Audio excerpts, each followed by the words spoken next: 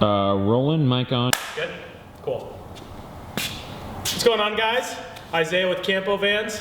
Today, we've got a rig we just finished up. I'm gonna restart that. Super stoked to show you one more time. All good, man. What's going on, guys? Isaiah with Campo Vans here. You'll notice right off the bat, we got a low top. Man.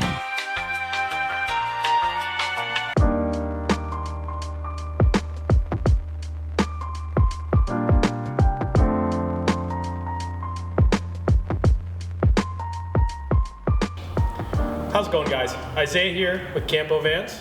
Today, we're gonna take a second to walk through a rig we just finished up in the shop. It's a low top. This is the first complete build we've done in a low top. We've done little bits and pieces in the past. However, this one, we did our normal setup. Come along, show you inside, show you some of the ways we worked with the space, change it up. So we'll start off with the exterior. As always, we got the Fiamma F45S mounted to the rack.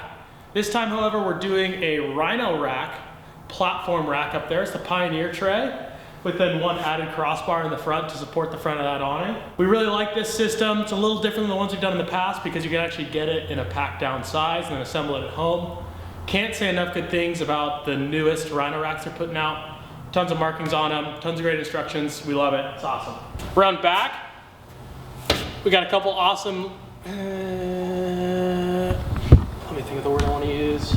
Around back, we got a couple awesome pieces from Owl Vans, as always.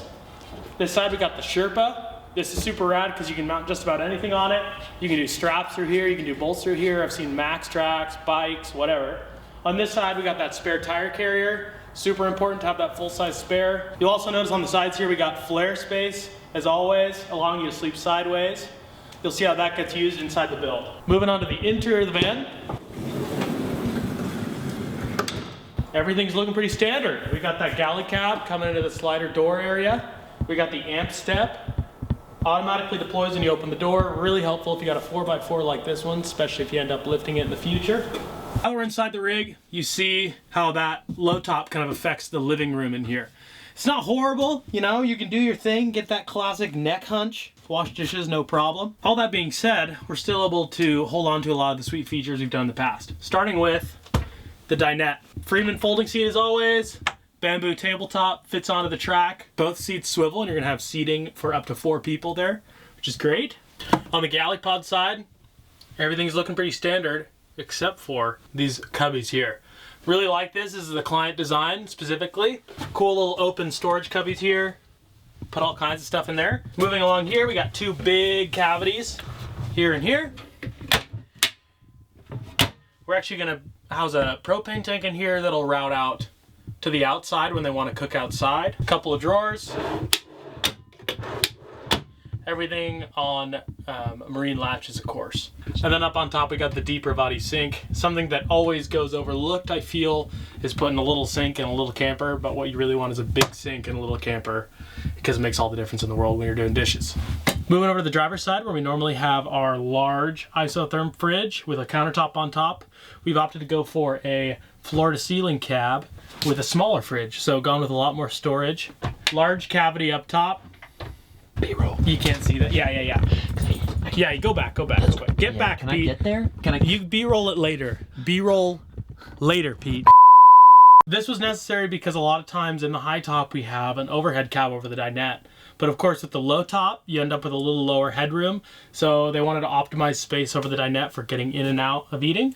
So opted for this full length cabinet here. In the back, we got our normal bed setup here. Twin panel that fold up with cabinets underneath for systems and storage. Of course, this couldn't be possible without the flare space bump outs I showed you on the outside of the rig. You can see here where that space really comes in handy.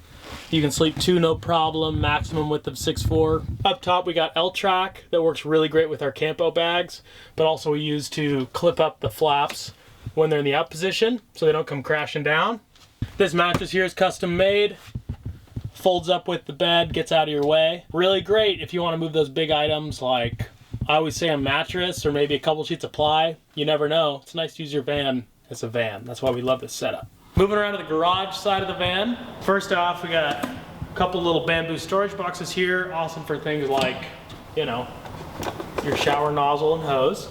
Moving underneath, on this side, we got ample storage. Some cool soft closures here for any sort of towels or anything like that. A couple doors down here. Ample L-track on the floor for tying stuff down. And then under here, we've got that spare tire zone storage box I mentioned earlier. Awesome for anything like wetsuits or anything you want to keep out of the rig. You'll also notice the floor back here is a little different. We got the micro dot, which is a little more durable for tossing bins in here and stuff like that. Stuff that would definitely scratch up the life proof up in the front. You'll also notice this little box back here. We've actually got a Thetford cassette toilet hiding in there. Right now it's strapped down to that L-track I mentioned earlier, but the idea is when you need it, you can pull it out. When you don't, stow it away, strap it down. It's not crashing out through your rig. On this side of the van, we've got all of our systems. So we've got a water tank in the back with a little slit cut for a sight glass to see the level of your tank. Moving right along, we've got S-bar, Rixson Systems heater, as always, the hydronic. So we've got a diesel furnace under the van, putting coolant through both the air heater and the water heater. We've also got all the electrical fuses and breakers. Normally we would have batteries in here, but on this van we've actually gone ahead and gone with the double 6-volt AGM system from Venturewagon. Works perfect. Because we've been able to house the batteries in the front of the van, we've left a little bit of storage open in this for recovery gear or anything like that. Back side of the cab, we got a 110 outlet that's hooked up to that Ames inverter. The high wattage that inverter can handle is good for just about anything. You can run a skill saw out here if you want to cut some 2x out of the back of your van, whatever. We got a quick release shower, good for a day at the beach, whatever. And then of course we got that underbed lighting as always. Nothing worse than being at night trying to grab stuff from under your bed and you can't see anything. So these things are awesome. Good? You good? Mm-hmm. Are you good? I'm good, man. Well, I think that about wraps it up for our build tour today. Really appreciate you taking the time to watch. If you want to see any of our other builds, head over to campovans.com. Check them out there. Otherwise, we look forward to seeing you next time. Thanks again.